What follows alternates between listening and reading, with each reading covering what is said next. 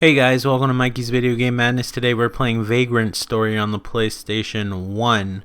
This was one of Squaresoft's last games on the PlayStation 1, if not the last game. Or back then we just called it the PlayStation. Listen to me, back then. Oh, it's so weird, but you gotta think the PlayStation's like almost 20 years old here. Is it 20 years older yet? I don't know. I haven't done the math or whatever. I can't remember exactly when it came out in the US because I wasn't an early adopter. I didn't get my PlayStation until I guess I was in 7th grade, middle school. I got it for Christmas. I remember the first games I got for it were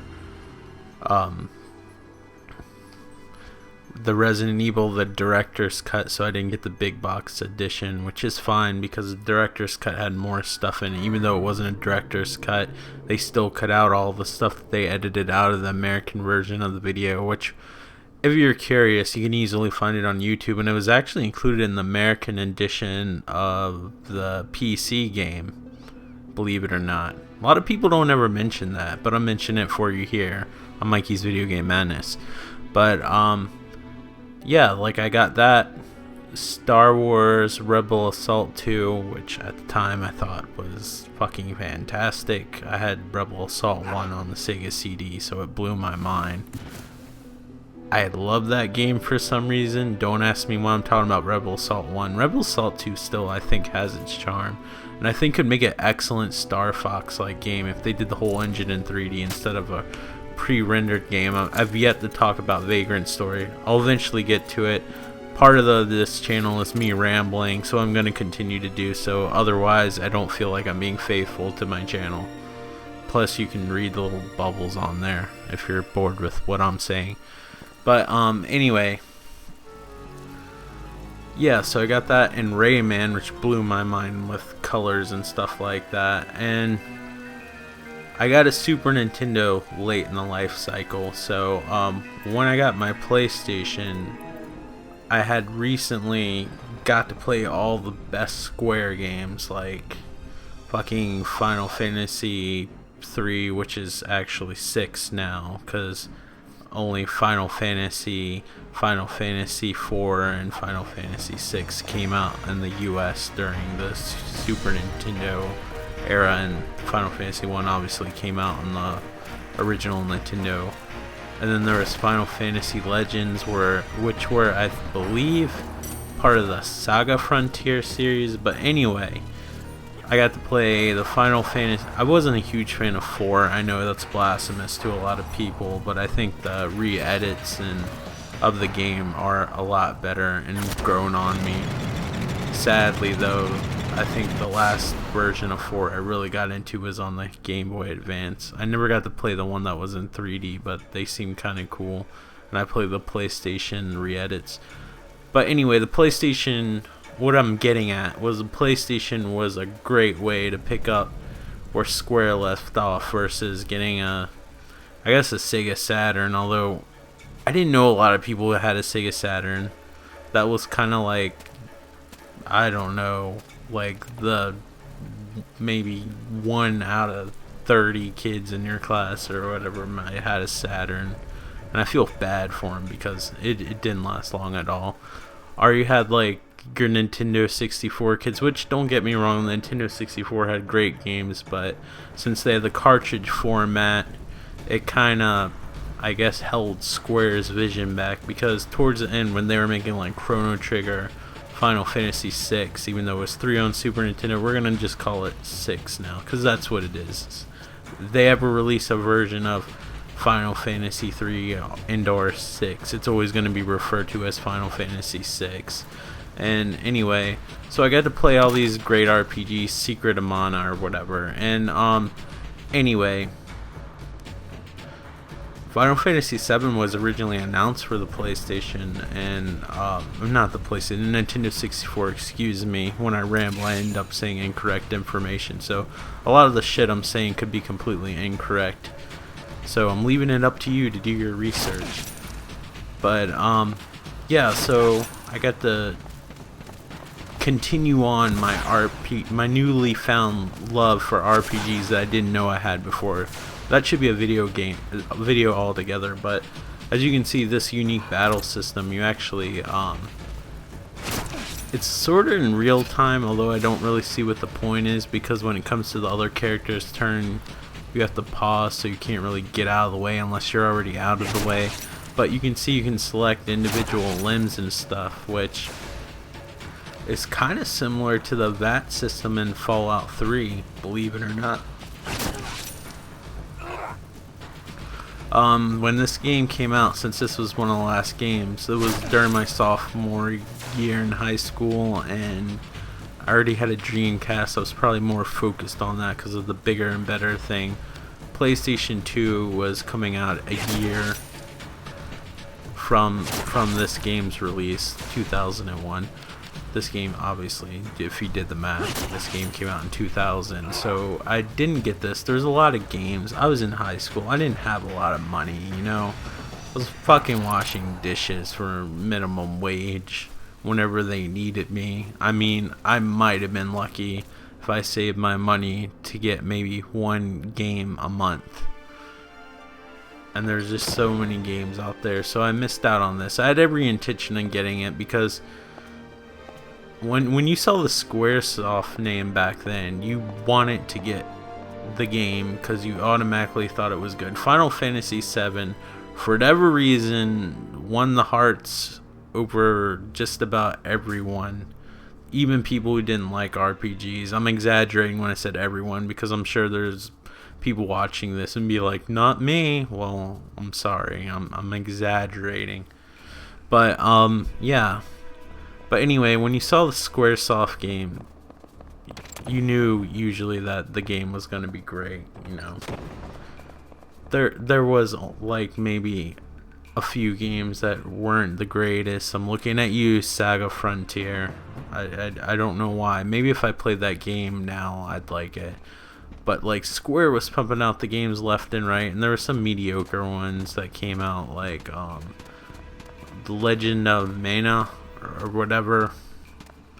That one was okay. It wasn't great. Just like Saga Frontier, I played it. But back then, I played a lot of games that like people probably wouldn't think to play, which is why I think sometimes reviewers are hard on games, because a lot of these people are younger, and Nintendo 64, believe it or not, I can't comprehend it was like their first system, but me saying Atari 2600 or the fucking NES being the system that I really started getting games for, the Commodore 64, maybe that blows some people's minds. And I got them when they were cheap, so it was beyond their life cycle. But anyway,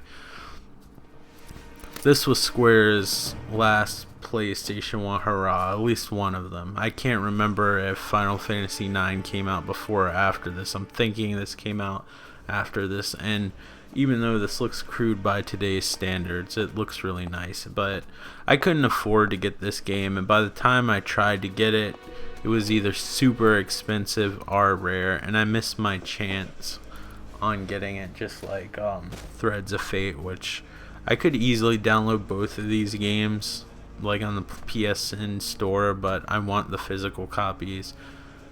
If you guys haven't played Brave Fencer Musashi, I did like a pretty shoddy looking video of it when I didn't have a recording device. Maybe I'll do another one in the future, but Threads of Fate was its spiritual successor. By the way, when you start this game, you actually can push start and skip all this for whatever reason, even though this involves fighting and stuff like that. So when you're watching this, I did play it somewhat just to get the hang of it a little bit, but this is maybe the fourth time I've ever played this game. The first time I played it was actually through emulation, which to me is, I don't want to play a game really through emulation unless it's on an actual console. Like, I don't mind playing PlayStation 1 games on the PlayStation 3, assuming that they work right, you know. But as far as like on the computer or whatever, I'd much rather have a physical copy. Sometimes it doesn't always work out. Like if it's a game that's super rare and there's just no chance I can find or afford it, you know, there are circumstances. But I mean, I'm more than happy to play it, like to pay for it and play it on a system. Like I'm looking at you, Nintendo, with fucking Earthbound, and like why you never released that on the virtual console and the Wii is beyond me. You had to wait till the Wii U. Our companion DS game that could fit all 3 games. Don't tell me it can't be done. But anyway, or the Mega Man Legends games. But Capcom's actually starting to be really good. I understand why some of them can't be released like the first one, but I don't understand the excuse for Mega Man Legends 2 and the Adventures of Tron Bonne, which they did release a few months ago, which I was able to get on PlayStation Network, simply because I just can't afford to pay $300 for a PlayStation 1 game, or I can't justify it. I mean, that's like a new console almost. A new console if you bought the Wii U or whatever. It's a little bit more to get an Xbox One or a PlayStation.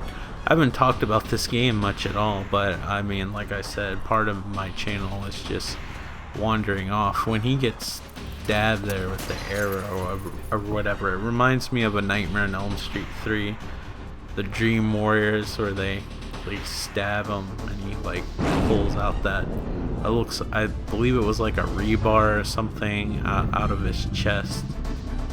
Was it? I don't know. He licked the blood off of it, and then that's when they're like, he's never been this powerful, and he's like, yes, the souls of my children give me power, or something like that, you know, and there's like little faces and stuff like that. By the way, it super sucks that Wes Craven passed away. That he actually was involved in the 3rd Nightmare on Elm Street, and he actually wrote the 3rd draft of that movie, which I saw bits and pieces of, and it's a lot darker than what they originally came up with. Like, I would like to read the whole thing. I'm curious how that would turn out. But this dragon, the textures on it look really good and stuff like that. I've barely been talking about this game. Isn't that embarrassing? Isn't it embarrassing that I just said, isn't it embarrassing, in like just whimsical voice? I have no idea where that came from. I apologize. But it's kind of cool. This is during Square's more cinematic days where they felt confident enough to force credits into the game. And this is done all real time. Most of the Square games that had come out on the PlayStation 1 were usually littered with pre-rendered backgrounds and then have like a 3D model character. It looks like they just went to Twilight Town and Kingdom Hearts, because everything has like that simplified cartoon texture. But even though it doesn't look like anything special, these graphics excuse me, were top of the line like during the PlayStation 1 days. It's a very Castlevania look, which I really dig. Kind of makes me think, I wonder what a 3D Castlevania would be like on the PlayStation 1. Probably small corridors with a lot of fog, but maybe it still might have worked. I don't know.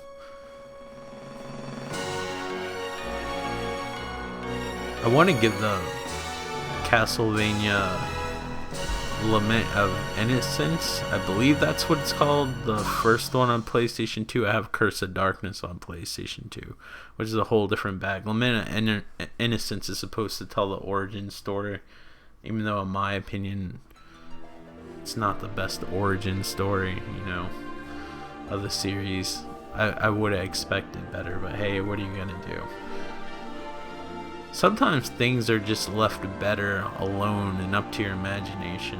I thought Castlevania 3's like Dracula's Curse was a good startup point, but I guess when you have a timeline that vast, there's only so many times you can remake Castlevania, the original game with Simon Belmont, before you have to start coming up with new storylines.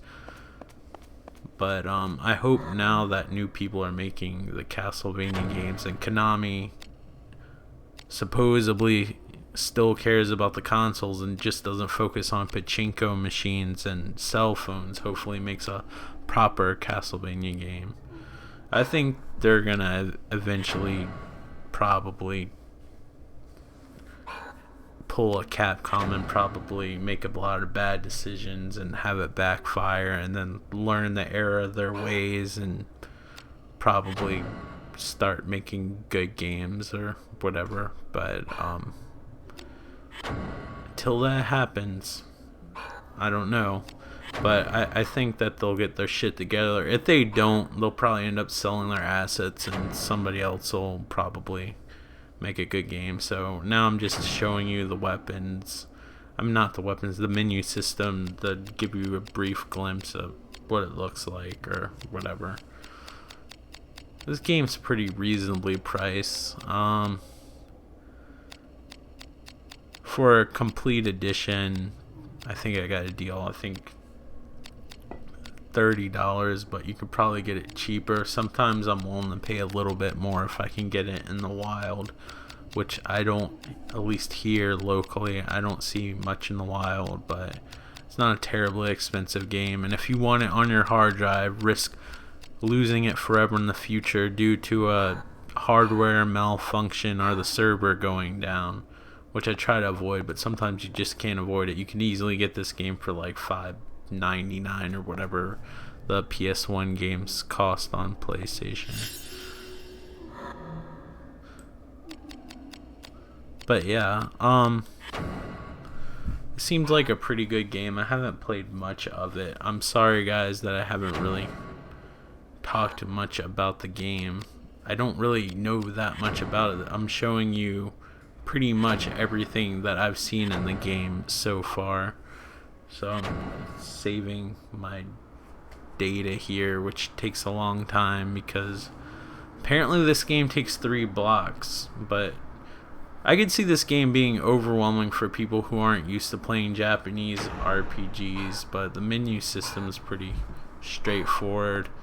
It kind of throws you off because O's kind of like the X button in Japan. And since this was originally a Japanese game, usually Square around this time usually was pretty smart about switching O and X, but they didn't do it in this game. Metal Gear has the same problem. Like, you push X and it actually takes you out of the menu because O is like the select button. It used to throw me off so horribly.